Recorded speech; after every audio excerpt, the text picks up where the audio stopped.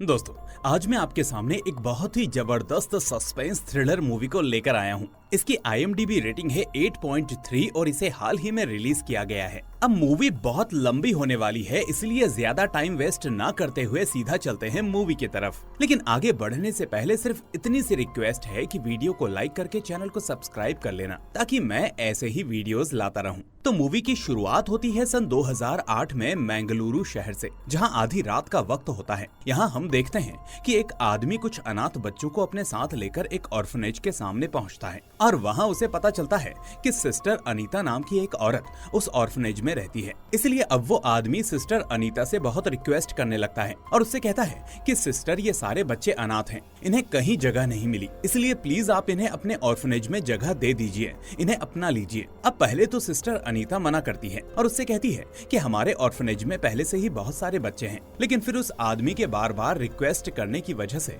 वो आखिरकार मान जाती है और उन बच्चों को अपने ऑर्फनेज में जगह दे देती है, जिसके बाद वो आदमी वहाँ से चला जाता है। अब इसके बाद सीन 1 महीने बाद शिफ्ट होता है, जहाँ हम देखते हैं कि एक दिन ढेर सारे मीडिया वाले उस ऑर्फनेज के बाहर जमा हो गए हैं और हमें पता चलता है कि इस ऑर्फनेज में कई सारे बच्चे मर चुके हैं और उसकी वजह है पानी पीना। अब पुलिस वाले सारा इल्जाम सिस्टर अनीता पर डाल देते हैं, क्योंकि वो ही वहाँ की इंचार्ज थी और उन्हें लग रहा था कि उसी की लापरवाही से ये सब हुआ होगा, इसलिए अब वो उसे गिरफ्तार कर लेते हैं। जबकि सिस्टर अनीता बार बार कहती रहती है कि मैंने किसी को नहीं मारा, लेकिन इसके बावजूद कोर्ट भी सिस्टर अनीता को सजा सुना देती है, क्योंकि पुलिस ने केस को इस तरह से पेश किया था कि अनीता ही असली कातिल है। खैर, इसके बाद सीन 15 साल बाद शिफ्ट होता है, यानी प्रेजेंट डे पर, जहां हमें एक जर्नलिस्ट को दिखाया जाता है जिसका नाम होता है विक्रम। अब विक्रम की बात करें तो वो एक आर्टिकल लिख रहा होता है और उसे लिखते लिखते वो खुद से बातें कर रहा होता है। वो कहता है कि मुझे समझ में नहीं आ रहा कि मैं इस आर्टिकल को पोस्ट करूं या ना करूं, क्योंकि मैंने सारी छानबीन कर ली है, लेकिन मुझे अभी तक शक है कि क्या मैंने इस स्टोरी को जस्टिफाई किया है या नहीं। वो आगे कहता है कि कल मैं इस आर्टिकल को पोस्ट करने वाला हूँ, क्या करूं कुछ समझ में नहीं आ रहा। तो इस तरह हम देखते हैं कि वो अपने उस आर्टिकल को लेकर काफी कंफ्यूज हो रहा होता है, लेकिन आखिर वो ऐसा क्यों सोच रहा था। तो इसके लिए सीन अब थोड़ा फ्लैशबैक में जाता है, यानी प्रेजेंट डे से करीब 3 महीने पहले, जहां हम संजय नाम के एक आदमी को देखते हैं जो अपने CEO अमया के घर पहुंचता है। अब यहाँ हमें बताया जाता है कि अमया का एक बड़ा टीवी न्यूज चैनल है और अमया का पिता कई सालों से पैरालाइज्ड है, इसी वजह से वही अपने पिता की देखभाल करता है। दरअसल बात ये होती है कि स्टेट के CM ने अमया के टीवी चैनल को इंटरव्यू के लिए अपॉइंटमेंट दिया होता है और वो इंटरव्यू असल में संजय को करना होता है। इसलिए अमया संजय को अपने घर बुलाता है और उसे कुछ टिप्स और ट्रिक्स देता है। इसके बाद वो लास्ट में कहता है कि मुझे तुम पर पूरा भरोसा है, तुम ये काम अच्छे से करोगे। इसके बाद सीन विक्रम पर आता है और हम देखते हैं कि विक्रम एक रिहैबिलिटेशन सेंटर में बैठा है। यहाँ हमें पता चलता है कि कुछ साल पहले विक्रम के माँ बाप मर गए थे, जिसके बाद वो शराब का आदी हो गया था। इसके बाद उसने अपनी जॉब छोड़ दी और अब वो ढंग से काम भी नहीं करता। उसके परिवार में सिर्फ उसकी बहन होती है जिसका नाम पूजा है, और पूजा ने ही विक्रम को इस सेंटर में ज्वाइन होने के लिए बोला था और उसकी देखभाल की थी ताकि वो नशे की आदत छोड़ दे। और इसका फायदा भी होता है क्योंकि अब धीरे धीरे विक्रम शराब छोड़ने लगता है और उसका सारा फोकस वापस अपने काम पर आ जाता है। इस तरह हम देखते हैं कि यही कहानी वो सेंटर में बैठे बैठे बाकी लोगों को सुना रहा होता है कि नशे को छोड़ा जा सकता है जैसे मैंने छोड़ा है। खैर, फिर अगले दिन हम देखते हैं कि संजय अपने टीवी न्यूज चैनल पर CM का इंटरव्यू ले रहा होता है, जहां हमें बताया जाता है कि बेंगलुरु में पिछले कुछ महीनों से सीरियल किलिंग्स हो रही हैं और पुलिस अभी तक कुछ पता नहीं लगा पाई। अब इस इंटरव्यू में इसी बारे में बात हो रही होती है, जिस पर CM संजय से कहता है कि इन सीरियल किलिंग्स को रोकने के लिए मैंने एक होनहार ऑफिसर को अपॉइंट किया है और उसका नाम है इजाज अहमद। तो इसके बाद हमें उस पुलिस ऑफिसर इजाज को दिखाया जाता है जो अपने काम को लेकर बहुत ही सीरियस होता है। वहीं दूसरी तरफ संजय जब विक्रम के पास आता है तो विक्रम उसे कॉन्ग्रेचुलेट करता है। वो उससे कहता है कि तुमने CM का इंटरव्यू लिया और ये काम बहुत अच्छे से किया। लेकिन संजय अब उल्टा उसे थोड़ा सा डांटने लगता है और उससे कहता है कि तुम लाइव देखने के लिए जल्दी ऑफिस नहीं आए। अरे विक्रम, तुम ऑफिस में दोबारा रीज्वाइन हुए हो तो जल्दी आया करो यार। वो आगे कहता है कि मैं मानता हूँ कि ये जॉब मुझे तुम्हारी वजह से मिली थी, लेकिन अब मैं तुमसे ऊंची पोजीशन पर हूँ और मैं बार बार तुम्हें कवर नहीं कर सकता। तुम्हें पता है, मम्मी पापा के मरने के बाद तुमने एक भी नई कहानी पर काम नहीं किया और तब से एक ही कहानी पकड़कर बैठे हो। वो सेंट मैरी ऑर्फनेज की कहानी। तो आखिर ऐसे कैसे चलेगा? इसके बाद हमें पता चलता है कि जब विक्रम का पिता जिंदा था तब उसने भी उसी ऑर्फनेज की स्टोरी पर काम करने की कोशिश की थी। असल में 15 साल पहले उस ऑर्फनेज में कई सारे बच्चे मर गए थे और विक्रम उसी केस की इन्वेस्टिगेशन कर रहा होता है, क्योंकि उसे लगता है कि उस केस में सजा जिसे मिलनी चाहिए थी उसे नहीं मिली, और जबकि जो इनोसेंट था वो जेल में है। ऊपर से पोस्टमार्टम रिपोर्ट से पता चला था कि वो बच्चे मरने से पहले ब्रेन डेड हो गए थे और बाद में जहर की वजह से एक एक करके मर गए। अब विक्रम की ये सारी बातें सुनने के बाद संजय कहता है कि come on Vikram, move on, तुम कुछ ज्यादा ही खोए हुए हो और सच्चाई से भाग रहे हो। पुलिस को अगर शक होता तो वो अब तक इस केस को रीओपन कर चुकी होती। खैर, फिर एक रात विक्रम को किसी का कॉल आता है और कॉल रिसीव करने के बाद वो शॉक्ड हो जाता है, क्योंकि उसे पता चलता है कि उसकी बहन पूजा मर चुकी है। फिर हम देखते हैं कि विक्रम अपनी बहन की डेड बॉडी के पास पहुंचता है और फूट फूट कर रोने लगता है। इस दुनिया में उसकी एकमात्र बहन थी और वो भी चली गई। इसके बाद विक्रम फिर से डिप्रेशन में चला जाता है और वापस शराब पीना शुरू कर देता है। इसी बीच वो बार बार अपनी बहन को याद करता रहता है और चाहते हुए भी उसकी यादों को अपने अंदर से निकाल नहीं पाता। अब उसकी ऐसी हालत को देखकर संजय उसे संभालने की कोशिश करता है और उससे कहता है कि तुम्हारी बहन तुम्हें इस हालत में नहीं देखना चाहती थी, इसलिए क्यों वो कर रहे हो जिस चीज से वो खुद नफरत करती थी। अगर अपनी बहन की आत्मा को शांति देना चाहते हो तो आज और इसी वक्त इस नशे को छोड़ दो। खैर, अब पुलिस का कहना होता है कि पूजा ने खुद की जान ली है, लेकिन विक्रम संजय से कहता है कि पूजा के पास खुद को मारने का कोई मोटिव ही नहीं था और अगर कुछ होता भी तो वो सबसे पहले मुझसे बात करती और ये कदम नहीं उठाती, इसलिए जरूर किसी ने पूजा को मारा है और फिर उसे इस तरह दिखा दिया है कि पूजा ने खुद को मारा हो। अब अगले दिन विक्रम पूजा की फ्रेंड अनन्या से मिलने जाता है, क्योंकि पूजा और अनन्या रूममेट्स थी। और एक और बात यह है कि विक्रम अनन्या से प्यार करता है। अब यहाँ वो अनन्या से पूजा की मौत के बारे में पूछता है तो अनन्या उससे कहती है कि पूजा कभी खुद को नहीं मार सकती और अगर ऐसा कुछ होता तो वो मुझसे जरूर शेयर करती, और अगर वो नहीं भी करती तो मुझे पता चल जाता। मैं उसके साथ रहती थी तो मुझे उसकी हर बात पता थी। वो कहती है कि वो तो हमेशा तुम्हारे बारे में बात करती थी और उसे तुम्हारी बहुत फिक्र थी, क्योंकि वो चाहती थी कि तुम नशा छोड़कर वापस अपने काम पर ध्यान दो। साथ ही अनन्या से विक्रम को ये भी पता चलता है कि पूजा का एक बॉयफ्रेंड भी था। तो इसके बाद विक्रम सीधा पूजा के बॉयफ्रेंड से मिलने जाता है, जहां वो लड़का उससे कहता है कि मेरा और पूजा का रिलेशनशिप 6 महीने पहले शुरू हुआ था और मुझे भी शौक लगा कि पूजा ने ऐसा कैसे कर लिया, क्योंकि मेरी नजर में वो ऐसा कभी नहीं कर सकती, बल्कि वो तो हमेशा तुम्हारे बारे में ही बात करती थी और ना ही मुझे ऐसा कभी लगा कि वो किसी चीज को लेकर डिप्रेशन में हो। खैर, इसी बीच एक दिन विक्रम को फिर से किसी का कॉल आता है, जिसके बाद वो अचानक कहीं जाने लगता है। फिर हम देखते हैं कि असल में विक्रम पुलिस स्टेशन पहुंचता है, जहां वो इजाज से मुलाकात करता है, वही इजाज जिसको सीएम ने उस सीरियल किलिंग के लिए अपॉइंट किया था। खैर, विक्रम को पता चलता है कि इजाज ने पूजा के केस में उसके बॉयफ्रेंड को इंटेरोगेशन के लिए बुलाया होता है। अब इजाज विक्रम से कहता है कि जब तुम्हारी बहन मरी थी तब वो इसी लड़के से फोन पर बात कर रही थी और उस वक्त इस लड़के की लोकेशन भी आसपास में ही थी, इसलिए ये पूजा के मर्डर का प्राइम सस्पेक्ट है। अब ये सुनकर विक्रम उस लड़के के पास जाता है और इस बारे में पूछने लगता है। इस पर वो लड़का बताता है कि सर, हर रात मेरी और पूजा की बात होती थी और उस रात भी वो मुझसे अच्छे से बात कर रही थी, लेकिन तभी अचानक बात करते करते उसने फोन काट दिया और मुझसे कहा कि मैं तुमसे बाद में बात करती हूँ। और फिर सर, मैंने उसके कॉल का वेट किया, लेकिन बाद में मुझे उसकी मौत की खबर मिली, इसलिए ज्यादा मुझे इस बारे में कुछ नहीं पता।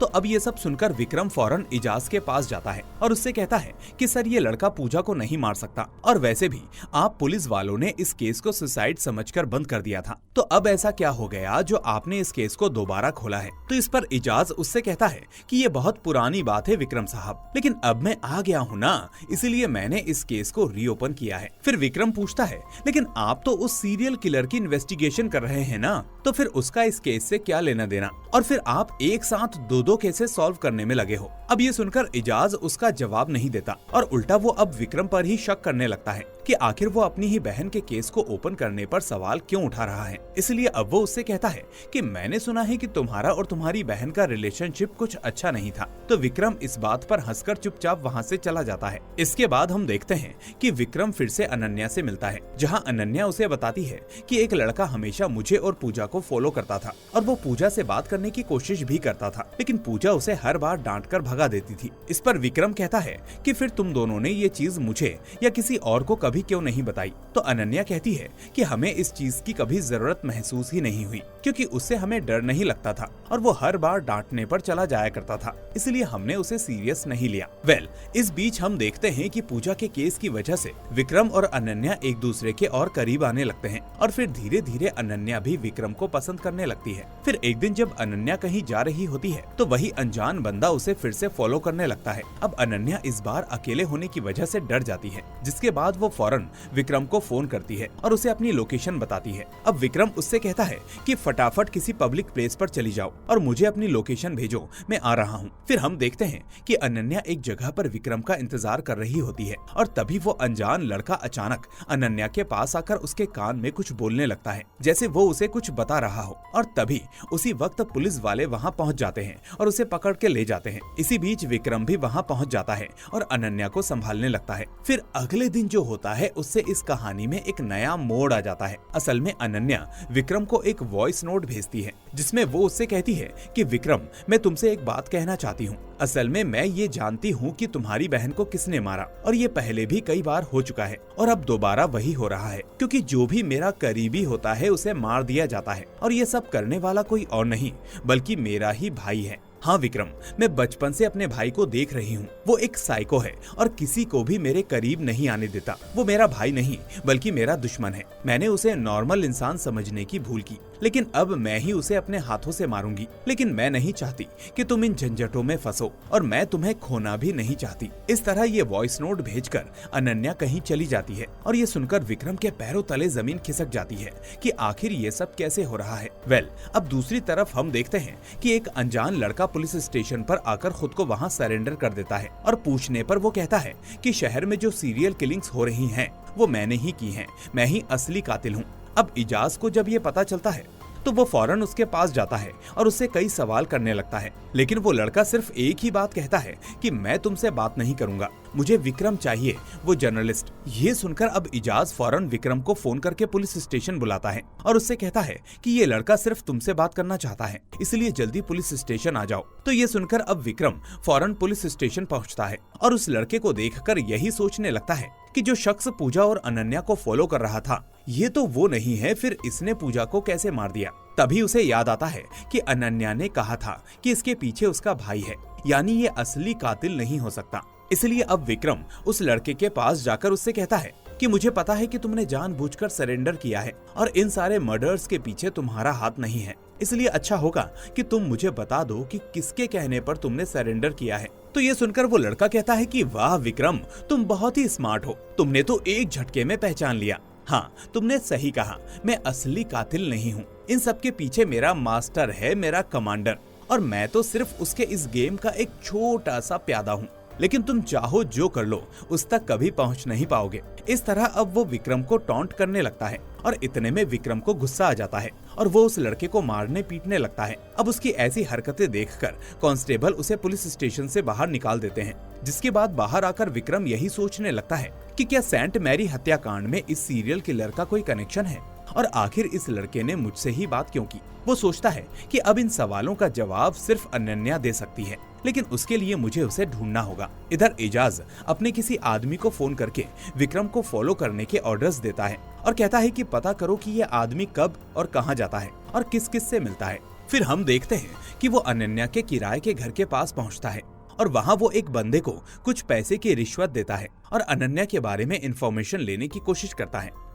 अगले दिन विक्रम के टीवी न्यूज चैनल पर एक शॉकिंग न्यूज चलने लगती है, जहां न्यूज में हमें बताया जाता है कि पुलिस ऑफिसर इजाज ने अपनी जान पर खेलकर उस सीरियल किलर को पकड़ा था। तो ये सुनकर खुद इजाज भी शॉक्ड हो जाता है और वो फौरन सीएम को फोन करता है। अब वो उससे कहता है कि सर, वो किलर तो खुद पुलिस स्टेशन पर आकर सरेंडर हो गया था, लेकिन पता नहीं ये टीवी न्यूज चैनल ऐसा क्यों दिखा रहे हैं कि मैंने उसको पकड़ा था। ये सुनकर सीएम इजाज से कहता है कि अरे इजाज, तुम बस न्यूज सुनते रहो, पहले से ही पब्लिक ने पुलिस डिपार्टमेंट पर भरोसा करना बंद कर दिया है, इसलिए ऐसे में ऐसी न्यूज जरूरी है यार, तुम बस सेलिब्रेट करो और आराम से इंटरव्यू दो, बाकी मैं संभाल लूंगा। तो अब इजाज जवाब देता है कि सर, अभी तक इंटेरोगेशन पूरा नहीं हुआ है और साथ ही उस बंदे के ऊपर एक और शख्स है, तो हमें पहले उसके बारे में पता करना होगा। लेकिन सीएम उसकी बात नहीं सुनता और फोन रख देता है। इधर हम देखते हैं कि विक्रम अनन्या के पेरेंट्स के पास जाता है, जहां हमें बताया जाता है कि अनन्या को इन दोनों ने बचपन में अडॉप्ट किया था। असल में अनन्या के असली पेरेंट्स उसकी छोटी उम्र में ही मर गए थे और वो एक ऑर्फनेज में पली बड़ी थी, जिसको बाद में इन लोगों ने गोद ले लिया था। ये लोग बताते हैं कि जब अनन्या इनके घर आई तो वो बहुत डिप्रेशन में थी, जिसके बाद इन्होंने अनन्या को बहुत प्यार दिया, उसे फ्रीडम दी। इसके बाद अनन्या जब भी फ्री होती तो वो अपने ऑर्फनेज में जाकर बच्चों की केयर करती थी और वो जो भी करती उसके पीछे कोई ना कोई वजह होती थी। लेकिन हैरानी की बात ये होती है कि इस वक्त इन लोगों को भी ये नहीं पता होता कि अनन्या अभी कहाँ है। जब विक्रम वहाँ से वापस जा रहा होता है तो हम देखते हैं कि एक अनजान लड़का उसको फॉलो कर रहा है, जो दरअसल इजाज का इन्फॉर्मर होता है। इसके बाद विक्रम अपने घर पहुँचता है, जहाँ उसे ऐसा लगता है कि किसी ने उसके घर का दरवाजा खोला है और वो जैसे ही अंदर जाता है तो एक अनजान लड़का उस पर हमला कर देता है, जिसके बाद दोनों के बीच जबरदस्त फाइट शुरू हो जाती है। अब वो लड़का विक्रम को मारने की पूरी कोशिश करता है, लेकिन आखिरकार वो घर से भाग निकलता है। अब तभी विक्रम ये भी नोटिस करता है कि ये वही शख्स है जो उसे कुछ देर पहले फॉलो कर रहा था, यानी इजाज का आदमी। फिर अगले दिन टीवी पर एक और न्यूज चलती है, जहां न्यूज में बताया जाता है कि मैंगलुरु में एक लड़का पुलिस स्टेशन पर आकर खुद सरेंडर हो गया और उसने बताया कि शहर में जो सीरियल किलिंग्स हो रही हैं वो उसी ने की हैं। लेकिन अब सवाल ये उठता है कि कुछ दिन पहले पुलिस ने भी एक लड़के को पकड़ा था जो खुद को सीरियल किलर बता रहा था। तो क्या वो सब झूठ था? क्या पुलिस ने अपना फेम बढ़ाने के लिए झूठी खबर फैलाई? और आखिर इन दोनों में से असली सीरियल किलर कौन है? अब ये न्यूज देखकर इजाज फिर से सीएम को फोन करता है और सारी बात बताता है। तो सीएम उससे गुस्से में कहता है कि अरे यार, तुम जो भी करो, जैसे भी करो, लेकिन इस केस को फटाफट सॉल्व करो, वरना हमारी गवर्नमेंट की लंका लग जाएगी और तुम्हारी भी। तो इजाज उससे कहता है कि सर, मैंने भी तो आपको पहले वही कहा था, लेकिन आपने मेरी बात नहीं सुनी। खैर, इसके बाद इजाज मैंगलुरु में एक लोकल गुंडे अहमद से मिलता है, जहां वो उससे उस सरेंडर हुए लड़के के बारे में पूछता है। अब अहमद उसे बताता है कि शायद एक दूसरा लड़का उस सरेंडर हुए शख्स के बारे में जानता होगा। दूसरी तरफ हम देखते हैं कि विक्रम भी मैंगलुरु पहुंचकर जेल जाता है और फिर सिस्टर अनीता से मिलने की कोशिश करता है। यहाँ हमें पता चलता है कि सिस्टर अनीता अभी तक अपनी सजा काट रही है। खैर, विक्रम ने उस केस से रिलेटेड कई बार अनीता से मिलने की कोशिश की थी, लेकिन अनीता ना तो कभी मिलती थी और ना ही कुछ बताती थी। लेकिन अब विक्रम अनीता से कहता है कि रिसेंटली मेरी बहन की डेथ हो गई है और मुझे लगता है कि मेरी बहन की मौत के पीछे वही शख्स है जिसने आपके ऑर्फनेज में बच्चों को मारा। इसलिए प्लीज सिस्टर, मुझे आपकी मदद चाहिए। अब अनीता उसको बताती है कि मैं शुरू से बच्चों की केयर करती आई हूँ, ऐसे में मैं अपने बच्चों को क्यों मारूंगी? ये सब तो उन नए बच्चों की वजह से हुआ था। वो आगे बताती है कि हर साल की तरह उस साल भी हमारे ऑर्फनेज में एक छोटा सा कल्चरल प्रोग्राम होने वाला था, जिसमें सारे बच्चे हंसी खुशी प्रोग्राम देख रहे थे। मुझे बस इतना याद है कि मैं किसी दूसरे कमरे में गई थी और वहाँ मैं बेहोश हो गई, और उसके बाद जब मैं होश में आई और स्टेज पर पहुंची तो सारे बच्चे तब तक मर चुके थे और कुछ ही बच्चे बच पाए थे। वो कहती है कि पुलिस के मुताबिक हमारे ऑर्फनेज के पानी में ब्लीच मिलाया गया था, जैसे कि कोई केमिकल पाउडर, जिस वजह से पुलिस ने मुझे लापरवाह बताते हुए गिरफ्तार कर लिया। लेकिन मेरी नजर में नए बच्चे जो आए थे वही असली शैतान थे और ये सब उन्हीं की वजह से हुआ था।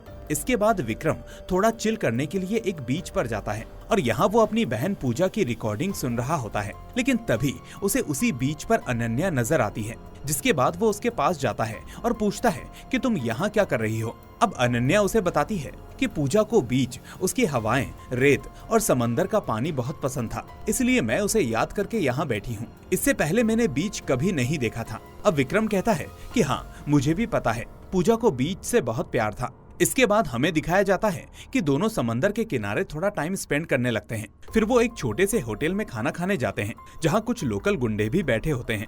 अब विक्रम गलती से उनका खाना गिरा देता है, जिसके बाद वो उसको सॉरी बोलता है और उनके लिए एक और ऑर्डर भी देता है। लेकिन फिर भी वो गुंडे विक्रम को मारने पीटने लगते हैं और यहाँ तक कि चाकू निकालकर उस पर अटैक करने की कोशिश भी करते हैं। इतने में अनन्या आसपास के लोगों से मदद मांगती है और उसके चिल्लाने की वजह से और लोगों के डर से वो गुंडे वहाँ से भाग जाते हैं। लेकिन इस हाथापाई में विक्रम के मुंह से हल्का सा खून निकलने लगता है, और अब क्योंकि अनन्या को खून से बहुत डर लगता था, यानी ये उसका एक तरह का फोबिया था, इसलिए वो बेहोश होकर वहीं गिर जाती है। इसके बाद विक्रम उसे संभालते हुए उसके रूम पर ले जाता है, जहां अनन्या डरते हुए कहती है कि विक्रम वो सबको मार देगा वो एक मॉन्स्टर है, वो तुम्हें भी मार देगा, इसलिए तुम यहाँ से चले जाओ प्लीज। इस तरह हम देखते हैं कि वो बहुत डरने और घबराने लगती है, जिस वजह से विक्रम उसे संभाल नहीं पाता और आखिरकार वो अनन्या को कमरे में अकेला छोड़कर बाहर आता है और एक चेयर पर बैठकर सो जाता है। फिर सुबह जब विक्रम की आंख खुलती है तो उसे पता चलता है कि अनन्या फिर से उसे छोड़कर चली गई है और उसने रूम वैकेंट कर दिया है। इसके बाद विक्रम उसे फोन करता है,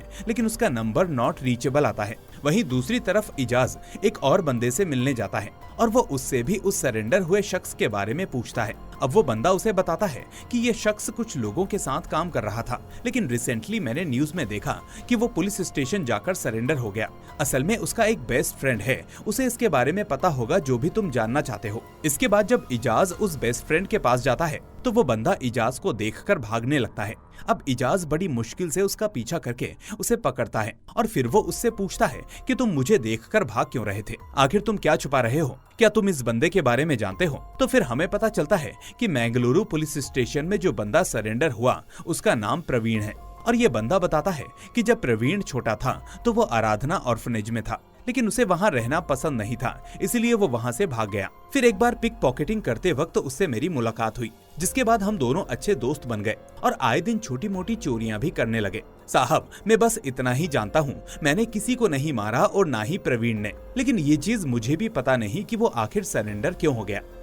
अब अगले दिन इजाज उस आराधना ऑर्फनेज में जाकर प्रवीण के बारे में पूछताछ करता है तो वहाँ की सिस्टर उसे बताती है कि 15 साल पहले सेंट मैरी ऑर्फनेज में जो कांड हुआ था और वहाँ जो बच्चे बच गए थे वो बाद में हमारे ऑर्फनेज में आए थे और उनमें से एक प्रवीण भी था जो ज्यादा किसी से बात नहीं करता था। इजाज पूछता है कि क्या आप बाकी सभी बच्चों की डिटेल्स दे सकती हैं कि वो आजकल कहाँ हैं? तो सिस्टर कहती है कि मैं सबके बारे में तो नहीं जानती क्योंकि बहुत साल हो गए हैं और ऊपर से कुछ बच्चों को तो अडॉप्ट कर लिया गया है, जबकि कुछ जॉब कर रहे हैं। अब तभी अचानक एक कांस्टेबल इजाज को फोन करता है और उसे एक शॉकिंग बात बताता है। वो कहता है कि सर, जो बंदा हमारे पास सरेंडर हुआ था और जो बंदा मैंगलुरु पुलिस स्टेशन में सरेंडर हुआ था, उन दोनों ने अपनी अपनी जेल में बहुत ही खतरनाक फाइट की, यानी दोनों ने किसी न किसी से झगड़ा किया, जिसके बाद दोनों जेल में तकरीबन 10 लोग मर गए और इस बीच वो दोनों भी मर गए, यानी प्रवीण बेंगलुरु की जेल में मर गया और जो बंदा हमारे पास सरेंडर हुआ था वो भी जेल में मर गया। तो ये सुनकर इजाज शॉक्ड हो जाता है और यही सोचने लगता है कि आखिर ये कैसे पॉसिबल हो सकता है।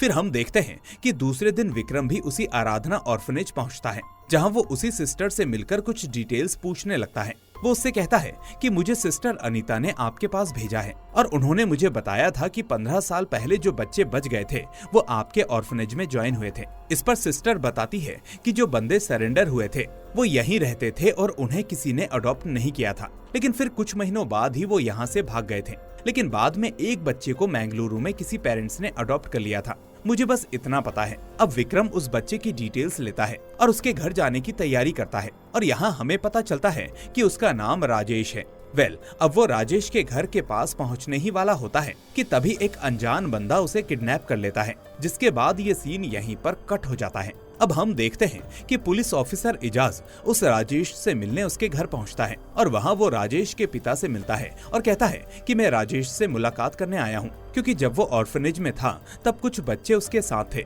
मुझे उनके बारे में पूछना है। वहीं दूसरी तरफ हमें दिखाया जाता है कि विक्रम को जिसने किडनैप किया वो कोई और नहीं बल्कि इजाज का इन्फॉर्मर होता है।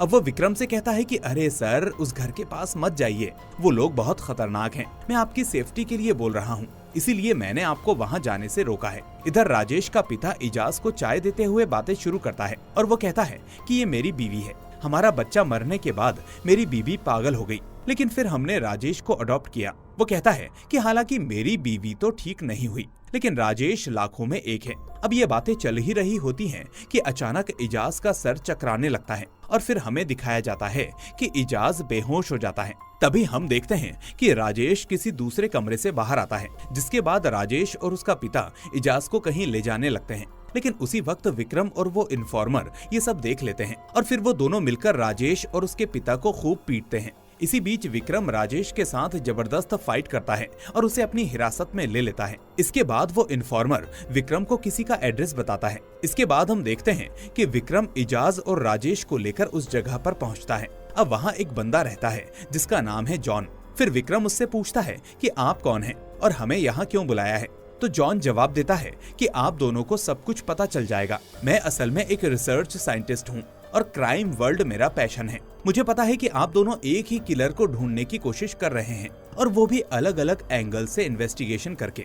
लेकिन मैं आपको बता दूं कि आप दोनों का ही रास्ता एकदम गलत है, क्योंकि ये कोई छोटा मोटा लोकल इश्यू नहीं है, बल्कि एक ग्लोबल इश्यू है, जैसे कि टेररिज्म। इस तरह अब जॉन उन्हें समझाता है और कहता है कि टेररिज्म का मतलब तो आपने सुना होगा, ह्यूमन बॉम्ब्स, लोगों पर बॉम्ब्स डालना या मारना। लेकिन ये एक सेल्फ इवॉल्विंग टेररिज्म है। चलिए मैं आपको समझाता हूँ। बहुत साल पहले अमेरिका और रशिया के बीच में कोल्ड वॉर शुरू हुई थी और उस दौरान कई सीक्रेट एक्सपेरिमेंट्स किए गए थे और उनमें से ही एक था माइंड कंट्रोल एक्सपेरिमेंट। इस एक्सपेरिमेंट में उन बच्चों को चुना जाता था जिनका आईक्यू बहुत ही हाई होता था, जिसके बाद उनके दिमाग के साथ एक्सपेरिमेंट्स किए गए, जैसे कि उन्हें हिप्नोटाइज करना, टॉर्चर करना, एब्यूज करना। और इसी दौरान कई बच्चे मर गए और सिर्फ कुछ ही बच्चे बच पाए, और जो बच्चा अपने आप को बचा पाया वही सर्वाइवर बना।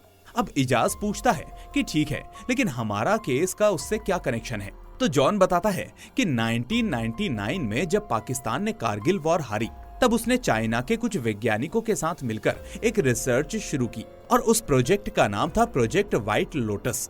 उस प्रोजेक्ट में कुछ बच्चों को सिलेक्ट करके बहुत ब्रूटल तरीके से टॉर्चर किया गया था और उनमें से सिर्फ एक बच्चा सरवाइव हुआ और वही बना दी व्हाइट लोटस, जो कि ऐसा इंसान है जो खुद हिप्नोटाइज होने के बाद दूसरों को भी हिप्नोटाइज कर सकता है। फिर जॉन आगे बताता है कि उस एक्सपेरिमेंट के बाद मैंगलुरु के बीच के पास पुलिस ने कुछ बोट्स देखी थी और उन बोट्स से एक बंदा कुछ बच्चों को लेकर सेंट मैरी ऑर्फनेज गया था, जिसके बाद उसने उन बच्चों को वहीं छोड़ दिया और फिर खुद अपनी जान ले ली। उसके बाद उस ऑर्फनेज में क्या हुआ ये आप दोनों पहले से जानते हैं, लेकिन मुझे लगता है कि उन बच्चों में से कोई एक व्हाइट लोटस है और ये राजेश जिसे आपने पकड़ा है वो बस एक प्यादा है। तो इसके बाद इजाज और उसकी टीम आराधना ऑर्फनेज जाकर पुराने रिकॉर्ड्स चेक करने लगती है और तभी वहाँ की सिस्टर आती है और कहती है कि इस ऑर्फनेज का मालिक अमिया है, इसलिए आपको उससे परमिशन लेनी होगी। तो यहाँ हमें पता चलता है कि ये अमिया वही टीवी चैनल वाला है जिसके इस शहर में कई ऑर्फनेजेस हैं। फिर उसी वक्त इजाज को न्यूज के जरिए पता चलता है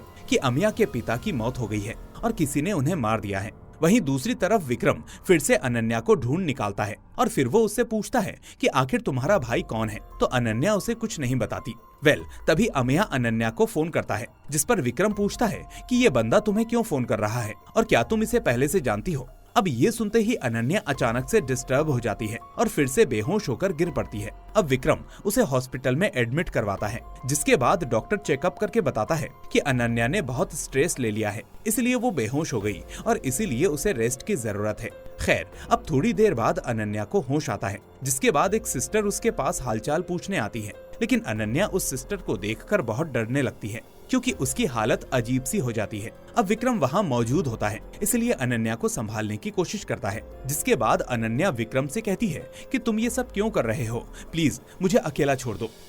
फिर थोड़ी देर बाद जब विक्रम सोकर उठता है तो अनन्या फिर से वहाँ से भाग चुकी होती है। अब इसके बाद वो अनन्या के बारे में पूछता है, लेकिन उसे कुछ पता नहीं चलता। वो फिर से अनन्या को फोन करने की कोशिश करता है, लेकिन फिर भी उसको कोई जवाब नहीं मिलता। दूसरी तरफ इजाज अमिया से मुलाकात करता है और उससे थोड़ी पूछताछ करता है उसके पिता की मौत और ऑर्फनेज के बारे में, लेकिन उसे भी यहाँ पर ज्यादा इन्फॉर्मेशंस नहीं मिलती।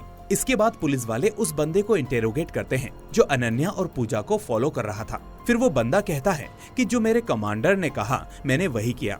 अब उसी वक्त कुछ मास्क पहने हुए लोग जॉन के घर पर घुस जाते हैं, जिसके बाद वो सबसे पहले उसके दोनों गनमैन्स को मार देते हैं और फिर जॉन को बुरी तरह से जख्मी करके राजेश को अपने साथ ले जाते हैं। वहीं हम देखते हैं कि जॉन के घर के पास ही विक्रम नजरें गड़ाए बैठा होता है, जिसके बाद वो उन मास्क वालों को फॉलो करने लगता है। फिर हम देखते हैं कि किसी जगह पहुंचकर राजेश कुछ बच्चों को दूसरी कार के जरिए कहीं भेजने लगता है। वहीं दूसरी तरफ इजाज अमिया के नौकर को फोन करता है और अमिया के बारे में इंफॉर्मेशन मांगता है। यहाँ उसे पता चलता है कि अमिया को उसके पेरेंट्स ने 15 साल पहले अडॉप्ट किया था और ये सुनकर इजाज सोचता है कि इसका मतलब कमांडर अमिया है, यानी अमिया भी उसी ऑर्फनेज से बचा हुआ है। इधर विक्रम फिर से अनन्या को ढूंढ निकालता है और फिर वो उसे फॉलो करने लगता है। अब अनन्या किसी जगह पर अमिया से सीक्रेटली मिलने जाती है, जहां वो दोनों कुछ बातें करते हैं। फिर अमिया के जाने के बाद अचानक विक्रम अनन्या के पास जाता है और वो उससे पूछता है कि क्या अमिया ही तुम्हारा भाई है। क्या तुम उसी से डर रही हो? लेकिन अमिया फिर से कुछ नहीं बताती और चुपचाप वहाँ से चली जाती है और कहती है कि विक्रम, मुझे फॉलो मत करो। अब अगले दिन इजाज को एक शॉकिंग न्यूज मिलती है और वो ये कि अमिया अपने घर में टेरेस पर मर चुका है और उसे किसी ने मार दिया। इसके बाद इजाज और उसकी टीम वहां पहुंचकर केस की इन्वेस्टिगेशन शुरू कर देती है। वहीं दूसरी तरफ जॉन विक्रम को अपने पास बुलाता है और वो उसे बताता है कि 15 साल पहले सेंट मैरी ऑर्फनेज में सोडियम साइनाइड की वजह से उन बच्चों की मौत हुई थी। और एक बात और, अमिया के पास एक केमिकल फैक्ट्री भी है, इस चीज को याद रखना। उसी वक्त जेल में रहने वाली सिस्टर अनीता विक्रम को बुलाती है और उससे कहती है कि बचपन में जिस बंदे की आंखें मैंने देखी थी वही आंखें आज मुझसे मिलने आई। वो शैतान की आंखें हैं विक्रम, इसलिए फिर से कुछ बड़ा कांड होने वाला है। अब उसी रात विक्रम आराधना ऑर्फनेज जाता है, जहां हमें बताया जाता है कि आज रात वहां एक छोटा सा कल्चरल प्रोग्राम होने वाला है। अब जॉन ने विक्रम को फोन करके बताया था कि अमिया की केमिकल फैक्ट्री से 15 टन सोडियम मिसिंग है। तो इससे विक्रम समझ जाता है कि शायद वो किलर इन्हीं बच्चों के लिए वो सोडियम चुरा कर लाया होगा। इसलिए अब वो उस किलर को ढूंढने की कोशिश करता है। तभी वो देखता है कि ऑर्फनेज के बैक साइड पर उसे एक बंदा जख्मी हालत में पड़ा हुआ मिलता है और वो कोई और नहीं बल्कि राजेश होता है। तभी किचन से अनन्या बाहर आती है और हमें याद आता है कि थोड़ी देर पहले सिस्टर अनीता ने भी अनन्या के बारे में ही बताया था। अब विक्रम उसे इस हालत में देखकर शॉक्ड हो जाता है, जिसके बाद अनन्या एक अजीब सी आवाज में कहती है कि मैं अनन्या नहीं हूँ, मेरा नाम शमील है।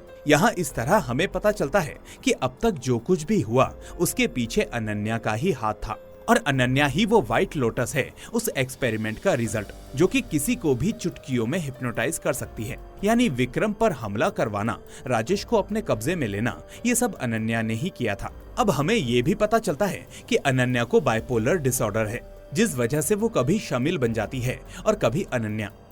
जब वो अनन्या बनती है तो विक्रम को बचाने की कोशिश करती है, लेकिन जब शमील बनती है तो उसे मारने की कोशिश करती है। अब इस फाइट के दौरान पुलिस वाले वहां आ जाते हैं और अनन्या को गिरफ्तार कर लेते हैं, लेकिन उसे जेल नहीं बल्कि पागल खाने में भेजा जाता है। अब इसके बाद सीन प्रेजेंट डे पर शिफ्ट होता है, जहां हम देखते हैं कि विक्रम वही सारी कहानी अपने आर्टिकल में लिखने की कोशिश कर रहा होता है, लेकिन वो अभी भी अनन्या से बहुत प्यार करता है। इसलिए तभी जॉन उसे फोन करके कॉन्ग्रेचुलेट करता है। अब वो कहता है कि तुमने फाइनली किलर को पकड़ लिया, लेकिन तभी यहाँ एक ट्विस्ट आता है और हमें पता चलता है कि अनन्या ने अमिया की केमिकल फैक्ट्री से सिर्फ 2 टन सोडियम लिया था, तो फिर बाकी का सोडियम कहाँ गया? खैर, अब उसी वक्त टीवी पर इजाज एक न्यूज देखता है जिसमें बताया जाता है कि पुणे के एक ऑर्फनेज में कुछ बच्चे मर गए हैं और वो भी साइनाइड कंज्यूम करने की वजह से। अब इजाज फौरन अनन्या उर्फ शमील के पास जाता है और उसे पूछता है कि पुणे के ऑर्फनेज में 100 बच्चे मर गए, लेकिन तुम तो यहाँ कैद हो, तो वहाँ बच्चे कैसे मर गए? तो शमील हंसते हुए कहती है कि इंस्पेक्टर, क्या मेरे पास दूसरा प्लान नहीं होगा? मुझे डर था कि मेरे साथ ऐसा ही कुछ होगा, इसलिए मैंने जेल आने से पहले ही उस प्लान को एग्जीक्यूट कर दिया था। वो कहती है कि मेरे जैसे और भी लोग हैं और इस प्लान में अमिया भी उसके साथ शामिल था। अब वो ही ऐसा बंदा था जो बाकी लोगों को जानता था, लेकिन अब वो मर चुका है, जबकि असली खेल तो अब शुरू हुआ है इंस्पेक्टर। इतना कहकर वो हंसने लगती है और ये मूवी यहीं पर दी एंड हो जाती है। और दोस्तों, जिस तरह से ये एंड हुई, इससे लगता है कि इस मूवी का दूसरा पार्ट भी जरूर आएगा। खैर, आपको ये मूवी कैसी लगी मुझे कमेंट करके जरूर बताइए। साथ ही इस वीडियो को लाइक करके अपने दोस्तों के साथ शेयर करना मत भूलना। अगर आप नए हैं तो चैनल को सब्सक्राइब करके नोटिफिकेशन बेल को भी दबा देना, ताकि कोई भी वीडियो आपसे मिस ना हो। अब मैं मिलूंगा आपसे अगली ऐसी ही शानदार मूवी के साथ। Till then, take care and thanks for watching.